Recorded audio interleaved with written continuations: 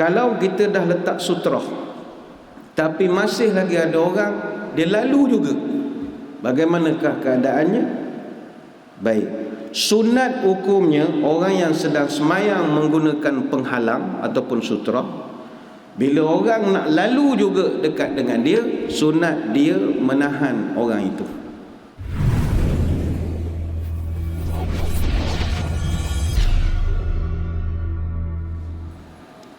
Assalamualaikum warahmatullahi wabarakatuh. Bismillahirrahmanirrahim. Alhamdulillahi hamdan katsiran tayyiban mubarakan fihi kama yanbaghi li jalali wajhikal karim wa li 'azimi sultanik. Allahumma salli ala sayyidina Muhammadin abdika wa rasulika nabiyil ummi wa ala alihi wa sahbihi wa sallim. Nawaitu ta'alluma wa ta'lim wa tadhakkura wa tadhkir wa naf'a wal intifa' wal ifadah wal istifadah wal hatha ala tamassuki bi kitabillah wa sunnati rasulih wa du'a ilal huda wa dalalah alal khair ibtigha' wajhillah wa mardatihi wa qurbihi wa thawabihi lillahi ta'ala. Allahumma raddina biqada'ika wa sabbirna ala bala'ika wa auzi'na syukra ni'ma'ika.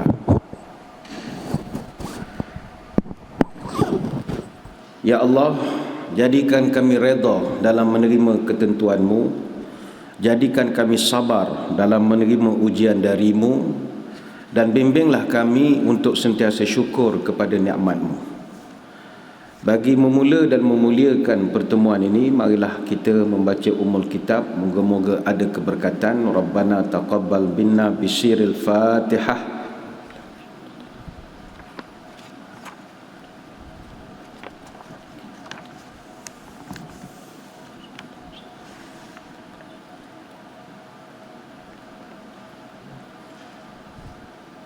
Yang dihormati para pegawai dan para sukarelawan Masjid Negeri Sultan Ahmad I Kuantan, tuan-tuan guru, para alim ulama, para habaib, muslimin muslimat, hadirin hadirat, tuan-tuan puan-puan, moga-moga dirahmati Allah sekalian.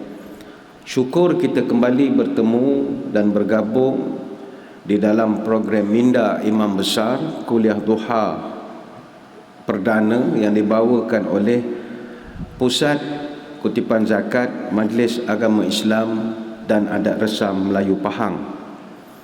Kita untuk musim yang ketiga ini menggunakan sebuah kitab yang asalnya daripada kitab bahasa Arab, Al-Wasiyatu bi Ba'di Sunan Shibhil Mansiyah, ataupun 100 sunnah Rasulullah SAW yang dilupakan. Buku ini merupakan susunan Dr. Haifa binti Nasir bin Abdullah Ar-Rashid, Profesor Madya di Jabatan Akidah dan Doktrin Kontemporari di Fakulti Usuluddin Universiti Islam Imam Muhammad Ibn Saud di Riyadh, Arab Saudi. Banyak manfaat kita telah dapat daripada perbicaraan buku ini, iaitu sunnah-sunnah yang Nabi buat tapi kita sendiri selaku umatnya jarang-jarang sangat dapat lakukan. Minggu lepas kita bercerita tentang sunnah-sunnah Nabi berkaitan dengan azan. Kita dah baca 5 hadis dalam 2 subtopik yang berbeza, iaitu tentang menjawab azan dan juga iqamat, dan tentang tuntutan berselawat kepada Nabi dan meminta wasilah untuk baginda selepas sahaja selesai azan. Dan kita dah pun membahaskan azan adalah syiar dan dia mesti diraikan dalam pelbagai bentuk, ihtifal, iltizam dan juga itmam. Secara meriah dilakukan secara iltizam dengan komitmen, dan mestilah itmam sesempurna mungkin. InsyaAllah pada pagi ini kita beralih kepada satu bab yang baru, bab yang kelima, pelbagai sunnah yang berkaitan dengan solat. Muka surat 29. Untuk sunnah-sunnah berkaitan solat, ada 24 subtopik dalam sunnah berkaitan solat ini. Permulaan pagi ini kita bicara tentang sutrah, Nanti dia ada perbahasan sunnah tentang memakai sepatu di dalam solat, aturan soft, bagaimana kita melihat apakah bacaan-bacaan Nabi di dalam solat, apakah zikir-zikir yang Nabi amalkan khusus dalam ritual solat. Dan ini semua kita akan bahaskan. Untuk subtopik pertama pagi ini adalah tentang menghadap sutrah. Menghadap sutrah, iaitu pembatas solat. Ada 7 hadis dan juga 3 asar yang akan kita sama-sama lihat di dalam perbahasan bab ini. 7 hadis, 3 asar. Kita mulakan. Bismillahirrahmanirrahim. Menghadap sutrah ataupun pembatas solat. Tuntutan menghadap sutrah atau pembatas semasa solat disebutkan dalam banyak hadis sahih. Tuan kitab hanya menyebut sebahagiannya saja. Pertama, hadis daripada Ibnu Umar radhiyallahu anhu, Nabi sallallahu alaihi wasallam bersabda, "Idza kana ahadukum yusalli fala yada' ahadan yamurru baina yadayhi fa in aba falyuqatilhu fa inna ma'ahu al-qarina." Jika salah seorang di antara kamu semayang, jangan biarkan orang lalu di hadapan kamu. Jika orang itu tidak menghiraukan, perangilah dia, kerana dia bersama syaitan yang mengiringinya. Hadis riwayat Imam Muslim. Sebab itu kita nak berikan teguran, nasihat kepada orang yang nak lalu lalang depan orang semayang ini. Dalam kitab Al-Mu'tamad fil Fiqh Syafi'i ada ditambahkan bahawa haram bagi seseorang lalu di depan orang yang sedang semayang jika di hadapan orang yang semayang itu telah ditandakan dengan sutrah. Maknanya dia dah buat satu penghalang untuk tak benarkan orang lalu. Berdasarkan riwayat daripada Abu Al-Juhim Al-Ansari radhiyallahu anhu, "Lau ya'lamul maru baina yaday musalli madza alayhi lakana an yaqifa 40 khairan lahu mi an yamura baina yadayhi." Kalaulah seseorang itu tahu betapa beratnya dosa akibat berjalan di hadapan orang yang sedang semayang, nescaya dia akan berdiri selama 40. Dia tak sebutkan tempohnya. Lagi baik daripada dia berjalan di hadapan orang yang semayang. Hadis Bukhari. Kata Abu An-Nadar, salah seorang daripada perawi hadis ini, dia tak sure sama ada 40 itu adalah 40 hari, 40 bulan ataupun 40 tahun. Artinya berdiri nunggu orang habis semayang itu jauh lebih baik, dengan catatan orang itu telah pun meletakkan penghalang. Kalau dia tak letakkan penghalang, it's not our problem. Sebab kita tak tahu pun dia semayang, ingatkan dia termenung, mana kita tahu. Kalau kita dah letak sutrah tapi masih lagi ada orang dia lalu juga, bagaimanakah keadaannya? Baik, sunat hukumnya orang yang sedang semayang menggunakan penghalang ataupun sutrah, bila orang nak lalu juga dekat dengan dia, sunat dia menahan orang itu, buat roadblock, dengan catatan dia ada penghalang. Kalau you tak ada penghalang, maka samalah seperti marshal tak ada kebenaran menghalang kenderaan, tak dibenarkan. Hanya polis saja yang boleh menahan orang di traffic light. Artinya mesti ada penghalang baru boleh hadang orang lalu. Kalau tidak, ianya satu kesalahan. Ada satu riwayat daripada Abu Sa'id Al-Khudri, "Idza shalla ahadukum ila syai'in yasturuhu minan nasi fa arada ahadun an yajtaza baina yadayhi falyadfa fi nahrihi fa in aba falyuqatilhu fa innama huwa syaitan." Kalau kamu sedang semayang dalam keadaan ada penghalang ataupun sutrah yang boleh menghalang manusia, tiba-tiba ada juga orang yang nak melintasi kamu, hendaklah kamu falyadfa, kamu naklah tahan orang itu. Dan jika dia degil, kita buat roadblock, dia ciluk pulak ikut lengan bawah kita misalnya, maka hendaklah dia diperangi. Perang ni bukan makna cabut pedang sembelih dia, dah. Mana tegas sikit lagi dengan dia, mana lah kamu keras sikit tolakkan kamu ataupun halangan kamu itu. Apa sebab? Fa innama huwa syaitan. Sebab yang melintas itu bukan lagi orang, tapi syaitan, kata Nabi. Itu bukan orang, syaitan. Kalau orang, dia faham. Orang tengah sembahyang, nak lalu buat apa? Ni hadis riwayat Imam Muslim. Sekali lagi, catatannya adalah mesti ada sutrah. Kalau tak ada sutrah, jangan nak buat roadblock. Timbul perbahasan, kalau orang tu semayang tak letak sutrah, guna gaya. Adapun orang yang tidak meletakkan sutrah di hadapan, maka dia tidak berhak untuk menghalang orang lain yang melintas di hadapannya, kerana dia telah mencuaikan haknya dengan tidak memasang sutrah. Ini rujuk dalam kitab Al-Mu'tamad.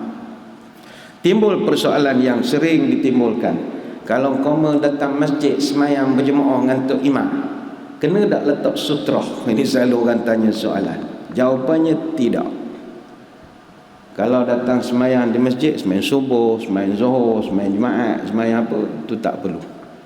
Kerana sutrah makmum adalah termasuk dalam sutrah imam. Yang kita maksudnya makmum tidak perlu letak sutrah. Dan kalau ada orang melintas ketika dia sedang semayang beramai-ramai itu, tidak menjadi kesalahan. Ini biasa berlaku di Mekah misalnya. Itu tak boleh nak buat apalah. Suasana sempit, kita salah target. Misalnya ada orang dia tawaf, dia salah nak berdiri sah, berdiri rupanya dekat dengan tempat keluar daripada kawasan zon imam. Dah dia kelang kabut, terpaksalah dia menggagau mencari orang dah rakaat pertama ketika itu. Tetapi tidak boleh melintas di hadapan imam, sebab imam itu adalah sutrah kita. Kalau kita lihat dalam kitab I'anatul Talibin Bughiyatul Mustasyidin, ada jelas disebutkan sutrah bagi imam adalah sutrah bagi makmum. Justru dalam keadaan yang terdesak, sebagai contoh, kita tengah semayang, wuduk batal kerana sebab hadas, keluar angin, dubur dan kubul misalnya. Takkan kita nak keras berdiri tak boleh semayang, kita dah hadas. Jadi tak boleh, kita kena keluar daripada saf.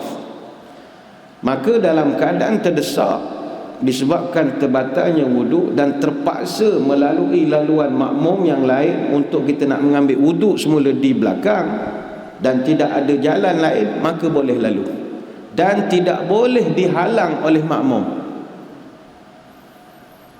Cuma kita kalau batas semayang, duduk saf depan, nak keluar daripada saf mesti ada SOP. Bagaimanakah peraturannya?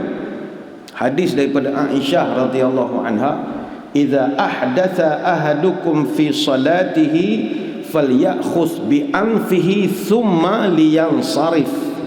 Kalau kamu tengah semayang, tiba-tiba keluar angin, hadas berlaku ketika semayang, kamu hendaklah keluar dengan cara falyakhudh bi anfihi, picit hidung. Itu tata cara. Keluar pegang hidung, pegang hidung keluar. Itu SOP-nya. Dan segeralah sumala yang sarif, dan keluarlah daripada saf. Maknanya puan-puan tuan-tuan duduk saf depan, sujud batal, misalnya keluar angin, dah berumur ni macam-macam lah, keluar angin, baru rakaat pertama, ada 3 rakaat lagi ni sembahyang isyak contohnya, diri takkan keras gitu. Jadi nak keluar boleh, sebelum keluar pegang saja hidung, pegang hidung, jalan saja. Hanya orang tak mengaji saja akan marah kita lah. Dia keluar lalu depan orang, dia tak mengaji, dia tak boleh nak buat apalah. Apa tujuan disuruh SOP-nya? Ni bukan SOP MKN, dah. Ini hadis. Ini hadis daripada Abu Daud. Pegang hidung keluar ini, kata ulama, supaya para jemaah tidak bersangka buruk dengan kita. Maknanya tak, orang jadi tak khusyuk pula semayang sekarang. Mungkin orang menyangka dia ni hidungnya berdarah, hidungnya berdarah. Sebab itu Nabi suruh pegang hidung, bukan suruh pegang punggung. Kalau keluar pegang punggung, orang tahu, dia lah tadi ni. Orang tahu. Kalau pegang hidung, orang akan kata, oh dia bleeding agaknya, running nose ke apa begitulah agaknya ya. Dan hikmah ini ada diulas oleh Imam Al-Munawi dalam kitab Faidul Qadir Syarah Jami' Saghir dengan begitu panjang lebar sekali. Wa dzalika anna sahibal hadath rubbama yataharraju minan nasi yakhruju min salati bihadha sabab. Oleh itu orang yang berhadas, Nabi nak pelihara maruah dia supaya orang tak adalah menuduh dia ni buang angin sampai menimbulkan bau yang tidak menyenangkan ke apa. Biar orang menyangka oh dia keluar sebab hidung dia berdarah. Gitu sajalah. Selesai. Seterusnya kita baca hadis yang kedua. Hadis yang kedua. Seterusnya menurut Musa bin Talhah radhiyallahu anhu, daripada ayahnya Nabi SAW ada bersabda, "Idza wada'a ahadukum baina yadayhi mithla muakhkharatir rahli falyusalli wa la yubali man marra wara'a dzalika." Jika salah seorang di antara kamu meletakkan sesuatu seperti setinggi kayu pada pelapik unta, itu istilah untuk muakhkharatir rahli dia panggil, macam saddle, tempat duduk pelana unta. Kuda ada dia punya saddle, unta pun ada dia punya saddle ataupun pelana. Pelana tu dia ada macam satu muakhkharatir rahli, ada satu kayu pada pelana itu. Ini kita akan terangkan nanti. Maka jadikan itu sebagai sutra, silakan salat dan jangan kamu menghiraukan siapa yang lalu di belakang. Hadis riwayat Muslim, Tirmizi dan juga Ibnu Majah. Seterusnya hadis yang ketiga daripada Abu Dzar Al-Ghifari radhiyallahu anhu, katanya Rasulullah sallallahu alaihi wasallam ada bersabda, "Idza qama ahadukum yusalli fa innahu yasturuhu idza kana baina yadayhi mithlu akhiratir rahli fa idza lam yakun baina yadayhi mithlu akhiratir rahli fa innahu yaqta'u salatahu al-himaru wal mar'atu wal kalbul aswadu." Jika salah seorang daripada kamu semayang, dia dianggap mempunyai sutrah jika di depannya ada benda setinggi kayu bahagian belakang pelapik unta. Namun jika di hadapannya tidak ada penghalang sutrah setinggi kayu bahagian belakang pelapik unta, maka solatnya terputus jika ada keldai, lalu wanita dan anjing hitam. Hadis riwayat Muslim. Hadis ini menyebabkan NGO perempuan wanita marah. Kenapakah Nabi sebut kalau orang perempuan lalu batal semayang? Dah batal, sama tarahkan koma ni dengan anjing hitam saja, dah tak ada binatang lain. Ada yang marah-marah bila Nabi sebut kalau tengah semayang tak ada sutra, lalu tiga perkara: keldai, perempuan, anjing hitam, batal semayang. Itu yang orang fahamkan. Ini kita nak jelaskan pada pagi ini. Ada satu riwayat lain daripada Abi Hurairah, disebutkan yaqta'u salata al-mar'atu wal himaru wa kalbul aswad wa yaqi dhalika mithlu mukhiratir rahli. Melintasnya wanita, keldai dan juga anjing hitam boleh memutuskan semayang, dan itu boleh dielakkan jika kamu menghadap pada benda yang tinggi yang disebutkan oleh Nabi mukhiratir rahli. Ini hadis riwayat Muslim. Pertama, perkataan yang Nabi gunakan iaitu yaqta'u. Kalau dalam hadis muka surat 30 ini, baris yang ketiga tu disebut fa innahu yaqta'u. Tuan-tuan puan-puan garis bawahkan perkataan yaqta'u. Tuan kitab penterjemah menterjemahkan terputus. Muka surat sebelah tu, solatnya boleh terputus. Kita nak jelaskan pada pagi ini, bukan bermakna terputus itu maknanya semayang batal. Tidak, bukan batal. Kata para ulama, kalimat solatnya terputus ini bukanlah makna semayangnya batal atau tidak sah, tetapi maknanya adalah terganggu ataupun terputus dari kekhusyukan, ataupun terputus daripada galiknya sedang semayang tadi. Arti khusyuk kita itu jadi hilang, maka terputuslah hubungan kita dengan Allah. Itu maksudnya. Apa sebab? Ulama membahaskan ketiga-tiga perkara yang Nabi sebut ni, dia ada tarikan dia. Keldai, wanita, anjing hitam. Apakah tarikan dia? Tarikan fikiran. Orang zaman dulu, bila dia melihat keldai lalu, keldai ini zaman dulu dia kebiasaannya membawa muatan dagang. Jadi tengah semayang, tak ada sutera, keldai lalu, orang jadi mikir, banyak duit mamat ni, ambil lagi barang order. Jadi ke dia berniaga? Dia jadi mikir, dia jadi berfikir. Mungkin kita sekarang yang lalu depan kita kontena misalnya bawa barang, ataupun lori barangan-barangan membawa dagangan, kita jadi berfikir lori itu pula ada pula gambar tokek dia tersengih pada body lori itu. Kaya mamat ni, dalam TV jual itu jual ini lori. Kita jadi terputus khusyuk, bukan terputus sembahyang, bukan batal. Begitu juga wanita. Kenapakah wanita itu? Tarikan pada dia lah. Wanita ni apa juga bentuk pakaiannya, apatah lagi tak lengkap pakaiannya, memang akan menjadikan orang mikir-mikir, dia berfikir. Dan itu manusiawi, kita bukan malaikat. Selama manusia ada nafsu, dia berfikir.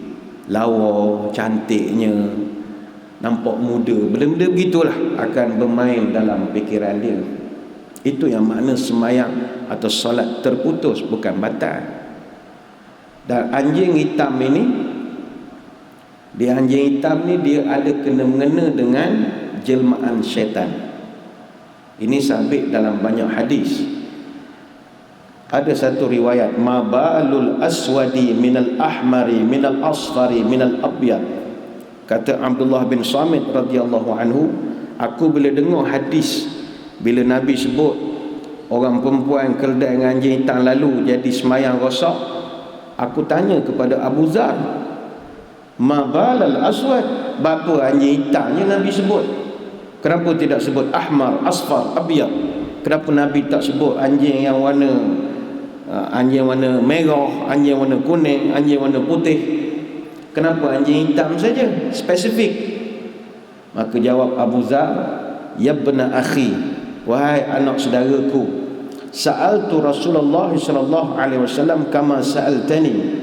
Awak punya soalan sama macam saya punya soalan pada Nabi dulu. Saya dengar hadis ini, saya pun jadi tertanya, saya tanya kepada Nabi.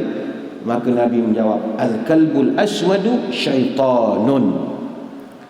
Kata Nabi, anjing hitam adalah syaitan. Hadis riwayat Imam Muslim. Saya tidak berhajat nak menerangkan tentang anjing hitam ni, nanti tajuk kita lari sutrah cerita anjing saja pada pagi ini.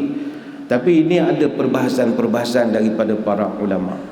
Tapi anjing hitam memang rare. Puan-puan tuan-tuan jarang nampak anjing hitam. Kucing hitam biasa, orang panggil beredi, kucing hitam biasa. Anjing hitam memang payah. Maka kalau ada, rare. Baik, balik kepada hadis ni tadi disebutkan, kalau siapa yang ada satu alat penghalang setinggi muakharatir rahli. Kata Imam An-Nawawi, tuan-tuan puan-puan garis bawahkan perkataan akhiratir rahli itu. Surat 30 baris kedua hadis tu, perkataan akhiratir rahli. Sama juga hadis yang kedua tadi, perkataan baris pertama mithla muakharatir rahli, itu mustahab. Dia punya key point besar di dalam hadis ini adalah muakharatir rahli. Muakharatir rahli ni kata Imam An-Nawawi adalah saddle ataupun pelana yang biasanya duduk di belakang haiwan. Ini ada disyarahkan dalam syarah Sahih Muslim. Dan tinggi pelana haiwan tunggangan ini sekira-kira 1 kaki lebih dia punya ketinggian, ataupun lebih kurang dalam antara 40 hingga 60 cm. Dan perkara ini pernah ditanya kepada Atha rahimahullah, yang mana Ibn Jurayj bertanya, kam muakhiratir rahli alladhi sa'ala innahu yasturul musalli, qal qadaru zira'in. Orang tanya kepada dia, berapa tinggi pelana haiwan tunggangan yang dijadikan sutra untuk semayang? Maka Atha menjawab, kira-kira 1 hasta. 1 hasta ini, cara puan-puan tuan-tuan nak kira sutra ini, dia mulai panjang start lengan kita, start daripada siku sampai hujung jari. Ini 1 hasta. 1 hasta kurang lebih 45 cm. Kalau pembaris pendek 30. Jadi agak-agak lah. Benda yang nak jadikan penghalang itu adalah 1 hasta lah kiraan kita. Baik, timbul persoalan, kalau guna benda yang tingginya kurang daripada 1 hasta ataupun 2/3 hasta saja, contohnya kita gunakan batu, kayu, hand sanitizer misalnya, letakkan di hadapan, boleh ataupun tidak? Jawapannya, boleh memakai benda-benda itu sebagai sutra selama benda itu boleh menghalangi ataupun orang tahu secara common sense ini penghalang.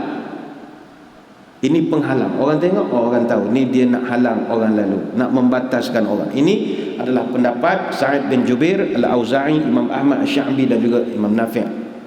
Kata Abu Sa'id, kami dulu biasa bersutra dengan panah ataupun dengan batu ketika sembahyang. Ini boleh rujuk dalam Fathul Bari Ibn Rajab. Bahkan puan-puan tuan-tuan nak buat sutra guna handphone pun boleh. Boleh. Handbag pun boleh. Cuma standby hilang sajalah. Kutu ramai. Kita bukannya tenang. Time kita sujud, angkat sebelah tak ada dah handphone. Apa kebal dia kutu lah.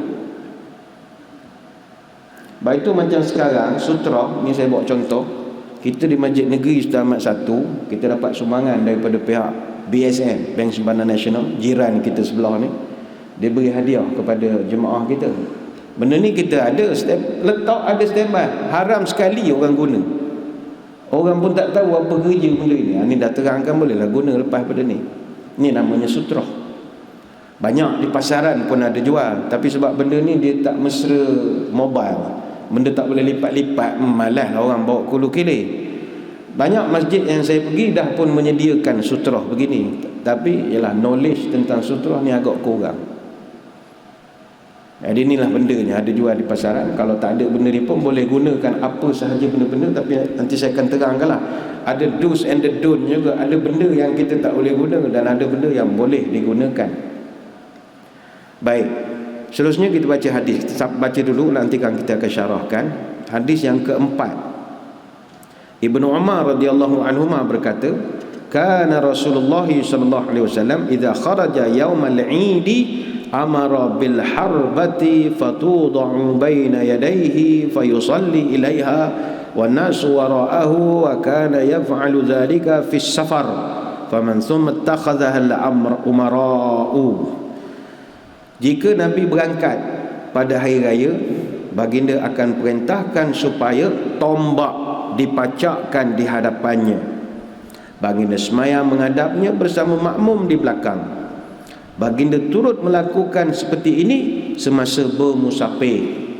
Lalu dijadikan juga ikutan oleh para khalifah bila baginda tidak ada. Ini hadis Bukhari, Muslim dan Abu Daud. Menurut Al-Hafiz Ibn Hajar dalam Fathul Bari, dalam hadis Ibnu Umar terdapat penjelasan yang menunjukkan persambungan membuat sutrah tersebut, iaitu ucapannya setelah menyebut tombak dan terus beliau lakukan ketika musafir. Ini teknikal hadis sajalah. Hadis yang kelima daripada Abu Sa'id radhiyallahu anhu, Nabi sallallahu alaihi wasallam bersabda, "Idza kana ahadukum yusalli ila syai'in yasturuhu minan nasi fa arada ahadu ay yajtaza baina yadayhi falyadfa fi nahrihi fa in aba falyuqatilhu fa innama huwa syaitanun." Jika salah seorang di antara kamu semayang menghadap sutrah yang menghalangnya daripada manusia, jika ada seorang hendak melintas di hadapannya, tegahlah dia. Jika dia tetap juga melintas, perangilah dia, kerana dia itu syaitan. Hadis Bukhari, Muslim dan Abu Daud. Orang-orang yang anti Nabi, dia akan kata zalim Islam ni. Orang melintas pun fal yuqatilhu, suruh bunuh, tak munasabah. Ini bahasa keras nak menunjukkan you kena firm, kena tegah. No is no. Orang tu nak lalu juga, no. Itu yang disebut perangilah, bukan suruh perang. Tak, mesti firm.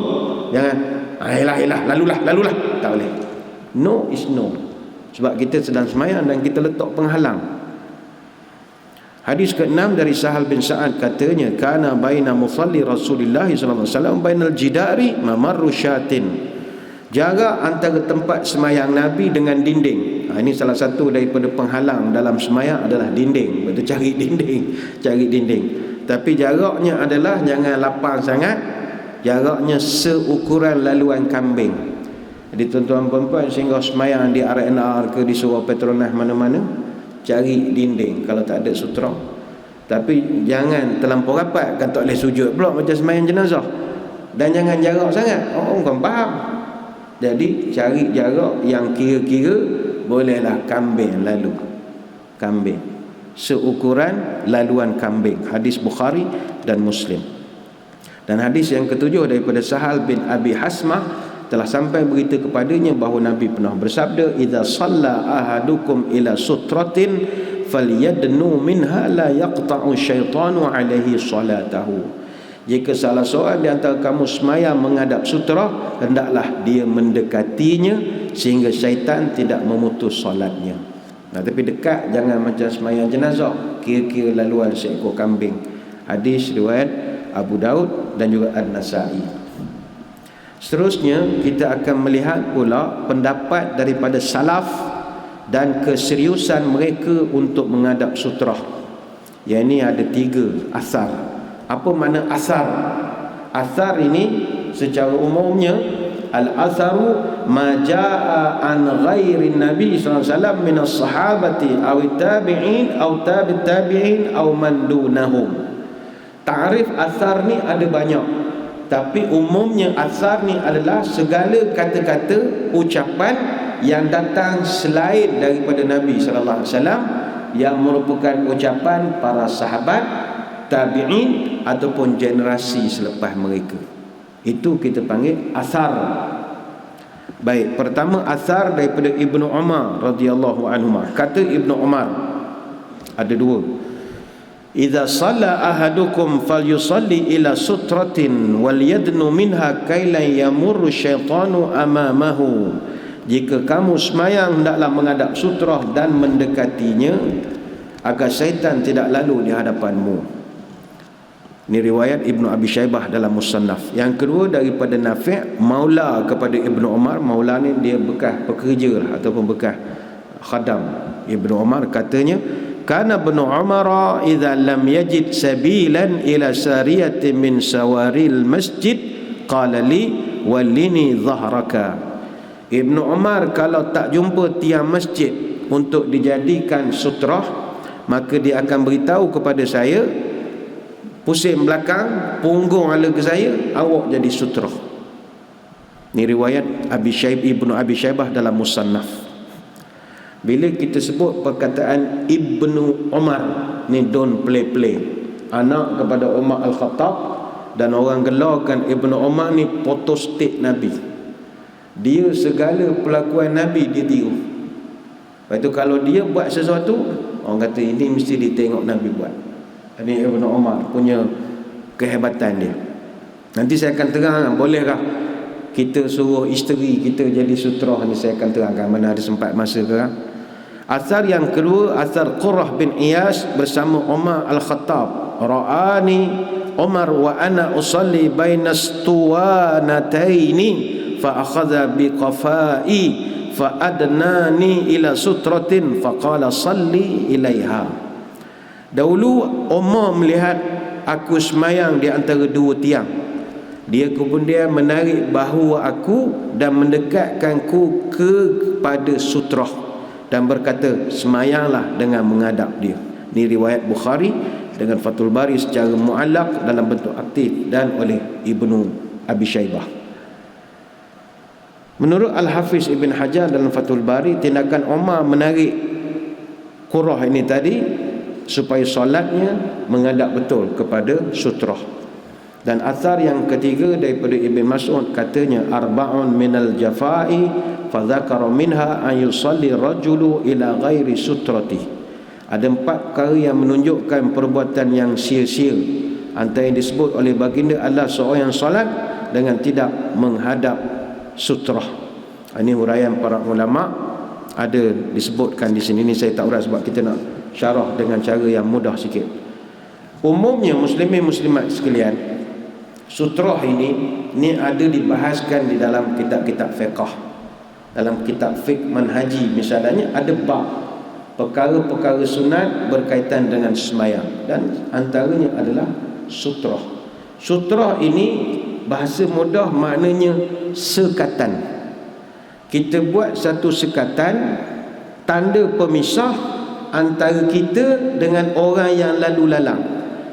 Ini secara umum. Boleh apa saja benda, dinding, tiang, tongkat, hatta yang kita hampakan sejadah itu sutrah. Itu tujuan dia, adalah pembatas. Hingga kan kalau dah tak ada langsung benda-benda, ada juga setengah pendapat walaupun lemah, boleh je buat satu garisan pun jadilah, tapi lemah sikitlah pendapat ini. Sebagaimana kata Ibnu Umar dalam hadis-hadis yang kita bacakan tadi, disebutkan Nabi kalau semayang raya misalnya, dia akan pacakkan tombak pendek, harbah, pacakkan tombak, dan itu amalan Nabi kita. Apa hukum sebenarnya meletakkan penghadang ataupun sutrah ini? Para ulama berbeza pendapat. Ini kita boleh rujuk dalam Mawsu'ah Fiqhiyah, Kuwaitiyah, Tamal Muminah dan banyak lagi. Pertama, ada setengah ulama antara Ibnu Hazm dan juga Syaukani mengatakan wajib. Kenapa wajib? Saya ingat tuan-tuan puan-puan pun bila dengar perbahasan hadis, kena buat ni perasaan kita. Jadi ada setengah ulama meletakkan wajib, meletakkan sesuatu untuk nak mengabarkan kita tengah semayang. Tetapi yang lebih popular adalah sunat ataupun sunnah secara mutlak, dan ini merupakan pendapat Syafi'iyah dan salah satu pendapat daripada Imam Malik. Tapi ada juga ulama mengatakan sunat kalau kita bimbang ada orang lalu. Ini pendapat dalam Malikiyah dan juga Hanafiyah, Hanafi dengan Maliki. Dan saya ingat perempuan pun selesa gunakan pahaman sebegitu. Kita letak sebab kita khawatir ada orang tak kerti bahasa, kita tak nak bagi orang lalu. Dan ada juga pendapat dalam Hambali, sunat bagi imam, mana makmum tidak perlu, dan sunat untuk munfarid. Siapa munfarid? Orang yang semayang seorang. Contoh, biasanya masuk masjid semayang tahiyatul masjid, kita pun letak sutra sebab kita semayang seorang. Berjemaah tidak perlu, kecuali imam dia kena letakkan sebab dia khawatir ada orang tak kerti bahasa lalu juga. Ini pendapat dalam mazhab Hambali. Apakah benda-benda yang boleh dijadikan sebagai sutrah ini? Banyak. Pertama, kalau berdasarkan hadis yang kita bacakan dalam buku kita tadi, pertama sekali adalah anak panah. Ini tak payahlah semangat sungguh sangat cari anak panah dalam bonek. Ni cerita Nabi, apa yang Nabi gunakan dulu. Sutratul rajuli fi salati as-sahmu wa idza shalla ahadukum falyastatir bisahmin. Sutrah ketika semayang adalah anak panah. Jika seorang di antara kamu semayang, hendaklah jadikan anak panahnya itu sebagai sutrah. Hadis riwayat Imam Ahmad. Tapi bukan sekadar letak, orang tak faham, pacakkan. Orang tengok pun serun. Wow, itu ya. Yang kedua, yang boleh dijadikan sutra, haiwan tunggangan. Ulang balik, haiwan tunggangan, bukan haiwan peliharaan. Oyen tak boleh. Oyen tak boleh, kiki tak boleh, tak boleh. Comel kah tak boleh. Hadis pada Ibnu Umar, anna Nabi sallallahu alaihi wasallam kana ya'ridu rahilatahu wa huwa yusalli ilaiha. Nabi pernah, kata sahabat, menghadap haiwan tunggangan ketika sembahyang. Hadis Bukhari dan Muslim. Namun kata para ulama, haiwan tunggangan yang nak dijadikan sutrah itu hendaklah diikat terlebih dahulu, dan tidak boleh haiwan itu membuatkan orang yang solat terkena najis. Maknanya haiwan tunggangan pun kena pilih juga haiwan yang reti bahasa. Haiwan tak reti bahasa jangan buat punah sembahyang kita saja. Itu yang kedua. Yang ketiga, boleh dijadikan sebagai sutrah adalah tiang. Masjid kita ada banyak tiang. Masjid Nabawi banyak tiang. Masjidil Haram banyak tiang. Masjid tak ada tiang, rugi. Sebab masjid kita tiang banyak, sebab kita jemaah tak banyak. Jadi kalau jemaah tak ramai, tiang pun banyak, okeylah gantikan jemaah. Jadi adalah mujuk hati juga tengok orang tak ramai, satu sah je, tak apalah tiang banyak, okeylah, janji ramai. Jadi tiang masjid boleh dijadikan sutrah. Kata Yazid bin Abi Ubaid, kuntu ata ma'a Salamata bin Aqwa falyusalli 'indal ustunati allati 'indal mushaf faqultu ya Aba Muslim araka tataharra as-salata 'inda hadhihi al-ustuna qal fa inni ra'aitu Nabi sallallahu alaihi wasallam yataharra as-salata 'indaha. Kata Yazid, aku pernah tanya Salamah bin Al-Aqwa radhiyallahu anhu, dia sembahyang belakang tiang. Aku tanya, wahai Abu Muslim, aku tengok mu sembahyang belakang tiang, apa hal? Kata Salamah bin Aqwa, aku pernah menengok Nabi sembahyang di belakang tiang. Hadis Bukhari dan Muslim. Tiang pun boleh. Yang keempat yang boleh dijadikan sutrah adalah pokok. Pohon. Kata Ali bin Abi Talib, laqad ra'aituna lailata badrin wa ma fina insanun ila na'iman ila Rasulullah sallallahu alaihi wasallam fa innahu kana yusalli ila sajaratin wa yad'u hatta asbaha. Pada malam perang Badar tidak ada seorang pun kami yang tidak tidur. Semua orang tidur nak berehat sebab esok nak perang, kecuali aku dan Nabi. Dan aku tengok Nabi sembahyang menjadi kat sebatang pokok, dan Nabi berdoa sampai pagi. Nabi qiyamul lail, orang lain tidur dah, dia sembahyang dan dijadikan pokok sebagai penghalang. Hadis riwayat Imam Ahmad. Yang kelima yang boleh dijadikan sutrah adalah tongkat yang berdiri, bukan letak, yang dicacapkan. Masalah kita ini sembahyang dalam masjid, tongkat nak berdiri macam mana? Ini tongkat zaman dulu sembahyang musafir tepi jalan atas tanah. Jadi kalau kita sekarang ni tongkat yang apa ni 4 kaki tu, walking stick, quad kin itu. Besok OKU umur 80 ke atas dia ada tongkat 4 kaki tu. Itu berdiri terus tegak je tongkat itu, tak ada masalah. Ataupun sekarang ni orang pakai walker, ada tongkat yang untuk nak latih berjalan itu, untuk fisio. Oh itu cantik lah letak. Kalau langgar juga dia orang tak tahu memang buta agak sebesar alam nak letak di situ. Letak di situ. Tripod kamera ni saya ingat pun lawa jadikan sebab jangan buat live pula. Buat live. Rupa dia letak dia buat live sembahyang. Jadi tongkat boleh. Kata Abdullah bin Umar, anna Rasulullah sallallahu alaihi wasallam idza kana kharaja yaumal 'id amara bil harbati. Hadis yang kita bacakan tadi, kata Ibnu Umar, Nabi bila sembahyang hari raya dia akan pacakkan sebatang tombak pendek yang dikiaskan juga dengan tongkat. Apalagi yang boleh dijadikan sebagai sutrah? Dinding. Cari dinding. Kata Sahal bin Sa'ad As-Sa'id, kana baina musalli Rasulullah sallallahu alaihi wasallam wa bainal jidari mamarru syati. Biasanya di antara tempat Nabi semayang dengan dinding ada jarak yang cukup untuk seekor kambing lalu. Hadis Bukhari. Yang ketujuh yang kita boleh jadikan sutra adalah manusia. Boleh suruh anak. Boleh. Ni kalau semayang kat luar negara lah. Kadang kita pergi Disneyland, pergi tempat peranginan, dia bukan semua tempat ada musalla, ada tempat menyediakan tempat semayang. Kalau pergi Tokyo, pergi mana, kadang semayang kat parking lot je. Mana nak mencari masjid dengan jam dengan apa, susah. Ada tapi jenis selit-selit celah bangunan, lorong-lorong. Kita nak berjumpa, mana nak berjumpanya. Kadang-kadang ambil air semayang, cari parking lot mana-mana depan supermarket, kan banyak luas parking semayang situ je. Tapi kan takut orang lalu pula. Sutra tak ada, apa tak ada, letak beg kan hilang. Suruh anak boleh, tak ada masalah. Agama ni mudah sangat. Jangan tak semayang je.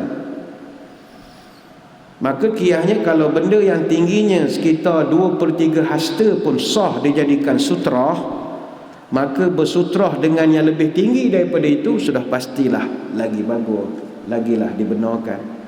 Jumhur ulama menyatakan boleh menjadikan manusia sebagai sutrah, tetapi ada detail, ada perinciannya. Sebagai contoh, mazhab Hambali secara mutlak mengatakan no problem, awak nak menggunakan manusia sebagai sutrah. Tetapi kalau mazhab Hanafi dengan Maliki mengatakan boleh bersutrah dengan punggung. Maksudnya punggung dia menghadap kita. Jadi bahasa mudahnya begini, bersutrah dengan manusia boleh, jangan menghadap. Apa sebab? Kalau menghadap asyik ketawa daripada mula sampai habis. Kita semayang, dia pandang aku pandang dia. Dia pula tergelak tengok kita baca Fatihah siap-siap mulut. Dia menahan gelak. Main dengan anak kita. Budak betul budak ni. Banyak orang autar. Dia duduk gelak kita. Kita gelak tengok muka dia. Jadi bersutrah secara hadapan tak boleh. Bersutrah dengan orang tidur tak boleh. Bersutrah dengan orang tidur, cari angle lain. Apa sebab? Ni bukan tak boleh berdosa, tak. Percayalah, tak khusyuk. Dia tidur, kita semayang. Kalau tidur jenis orang macam dalam drama Melayu, tak apa, jenis dia tidur. Ini tidur dia proprak-propraknya lagi. Berdengkur saya cerita lah, ada orang jenis proprak tidur mana nak. Allah, buruknya lah. Waktu siang lawa sangat, malam tidur proprak tidur. Kita jadi tak khusyuk. Dan ada juga pendapat mengatakan bersutrah menghadap wanita tak dibolehkan, atas faktor khusyuk lah. Hatta isteri sendiri pun sebenarnya bukan wanita saja, manusia kalau menghadap mana nak khusyuk semayang kita. Dia punya pandang tu sindir gaya mata dia ternyindir. Abah semayang apa begitu, Fatihah terus rukuk. Budak ni sekarang kita tengok dia macam ngatakan aku budak ni. Lepas tu kalau manusia, khususnya kalau wanita, pendapat dalam sebagian ulama boleh, tapi biar dia berpusing. Macam mazhab Hanafi dan juga Maliki, boleh wanita yang dipusingkan menjadi sutrah pada kita. Wanita ni wanita yang sah dengan kita lah. Ini saya kira common sense. Takkanlah tuan-tuan nak semayang cari orang perempuan tak mana-mana. Dek, meja jap. Ya pakcik ada apa? Tolong jadi sutrah. Tak boleh. Itu memang tak khusyuk lalu semayang. Tak kena. Ya ini isteri kita, anak perempuan kita, adik perempuan kita, kakak kita, anak beranak belaka, tak ada hal lah.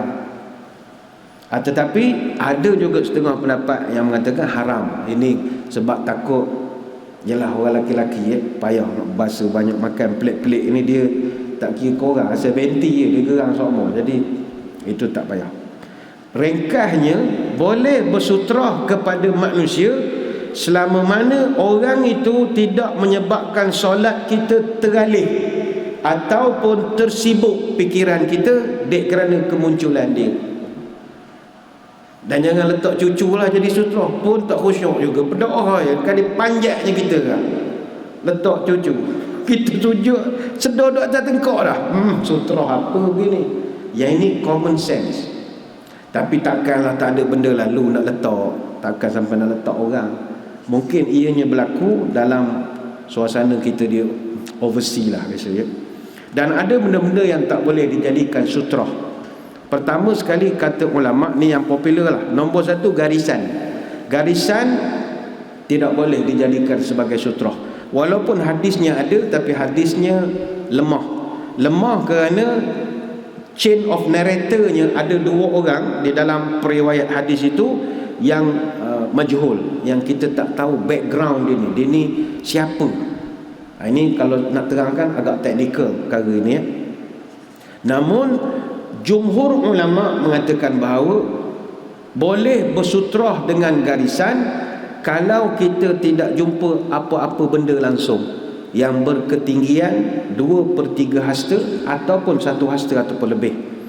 Dan para ulama Syafi'iyah lebih mengutamakan menggunakan sejadah ataupun alas daripada sekadar buat garisan. Jadi kalau orang tanya, boleh garisan? Boleh, tapi sejadah lebih afdal. Sebab pada sejadah pun dia tidak tinggi, tetapi orang tahu ini pembatas, you jangan pijak benda ini. Yang kedua yang kita tak boleh jadikan sebagai sutra, Al-Quran. Mushaf Al-Quran. Kata Syekh Abdullah Al-Faqih, telah berkata penulis Al-Mudawwanah, tidak baik orang yang semayang menjadikan mushaf sebagai kiblat.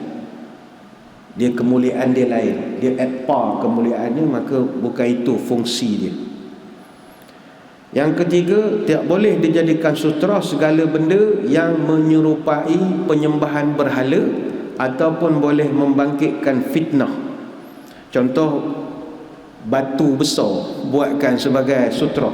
Fitnah dia orang so. Singgah tepi jalan semayang ada batu besar kat Kuala Sentul ke, kat Jara ke mana ke, semayang. Niat kita nak buat sutra, tapi orang ambil gambar, sembah batu lah. Sembah batu lah ustaz ni. Jadi fitnah, dilarang. Ataupun meletakkan patung Superman, hak cucu punya, susulkan patung Ultraman tu banyak-banyak semayang. Orang ambil gambar, inilah tok dengan cucu sama belakang. Tengok, sembah pula lah Superman. Kita tengah sujud pada anak patung cucu, kayaknya orang akan jadi fitnah. Dan yang keempat, kata ulama, segala benda yang tidak, yang boleh membuatkan semayang tidak khusyuk, tidak boleh dijadikan sebagai sutrah. Inna fis salati la syughlan. Sebab semayang itu adalah kesibukan. Jangan buat benda-benda yang boleh merosakkan kekhusyukan kamu. Jadi cara letak sutra ini ukurannya, ni tuan-tuan kena ingat ya. Cara yang afdal untuk meletakkan sekatan adalah berhampiran tempat sujud. Mana kita nak sujud, situ kita letak. Mana kalau sujud, ngam-ngamlah pada benda ini, supaya orang tak boleh lalu. Bukan tak boleh lalu langsung. Mana tuan-tuan bila tengok orang pasang sutra, keras situ lah. Sudah letih macam ni, satu barisan pakai sutra. Kita nak ke tandas, sudah. Dah, dia tak boleh lalu in between antara sutra dengan orang semayang. Luar daripada itu tak ada masalah. Dia yang kita buat roadblock, orang yang laluan antara kita dengan penghalang kita je. Kalau beyond daripada sutra, tak payah buat roadblock lah. Itu memang laluan public. Baik itu antara tempat yang bagus adalah cari dinding. Dinding itu yang terbaik sekali. Maka cara yang afdal letak di tempat kita nak sujud. Kana baina musalli Rasulillah wa bainal jidari mamaru syatin. Jarak antara tempat sujud Nabi dengan sutra adalah seluas laluan kambing. Dan jarak nak letak sutra ini, kata Imam An-Nawawi dalam mazhab Asy-Syafi'i, jarak antara kita dengan sutra jangan melebihi 3 hasta. 1 hasta sini ke sini. Jadi puan-puan, tuan-tuan, hatta nak melintas depan orang semayang pun, ada setengah orang terlalu sensitif. Dia semayang sunat lepas semayang isyak, dia tak bagi orang lalu langsung depan dia. Boleh lalu dengan jarak tidak melebihi 3 hasta. Jadi kita kira daripada kaki dia 1, 2, 3. Lepas pada 3 boleh melintah. Dan dia tak boleh marah kita. Apa sebab melintah? Takkan nak tunggu awak habis sembahyang, aku nak pergi ke belakang. Boleh. Jangan masuk dalam border dia saja. Tapi kalau dia letak sutrah, itu dia punya border dia. Ini untuk kita nak saling bertolak ansur lah, supaya orang kadang tak boleh bagi lalu langsung. Dia tidak benar, boleh lalu lebih daripada 3 hasta. Kerana satu tu berkala 45 cm kali 3 sajalah. Jadi itulah sedikit sebanyak perbicaraan kita tentang sutrah pada pagi ini. InsyaAllah kesempatan akan datang kita akan bahaskan satu tajuk yang saya ingat agak menarik juga. Jarang-jarang kita mengamalkan sunnah itu. Muka surat 36, solat dengan memakai selipar atau kasut. Ini teori saja, jangan pakai kasut pula minggu depan. Ini kita akan terangkan bagaimanakah dia punya SOP dia. Jadi moga-moga untuk sunnah yang hari ini, sunnah memakai sutra, moga-moga dapatlah kita amalkan. Ini the forgotten sunnah, sunnah yang memang dah jarang-jarang orang buat.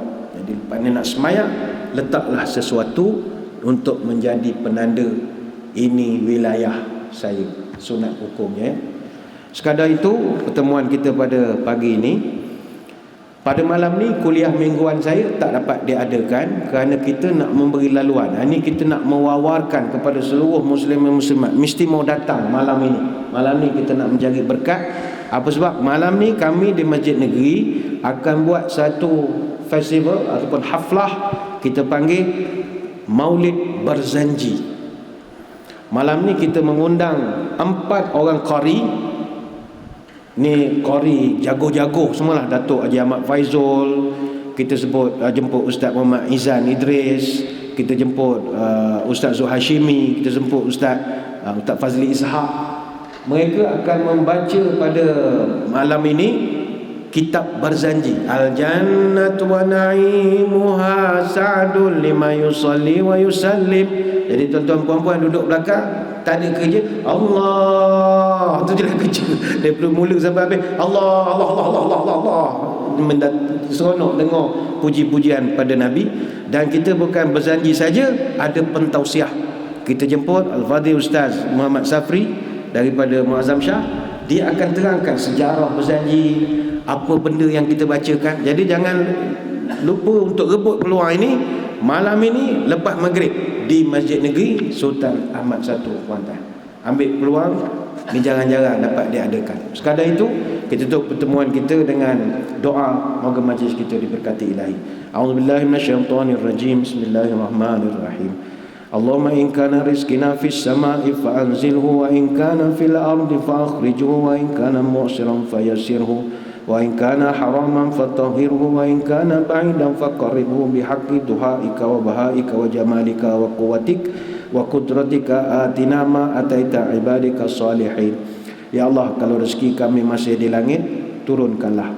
Kalau rezeki kami masih di bumi, keluarkanlah. Kalau susah, permudahkanlah. Kalau haram, sucikanlah. Kalau jauh, dekatkanlah.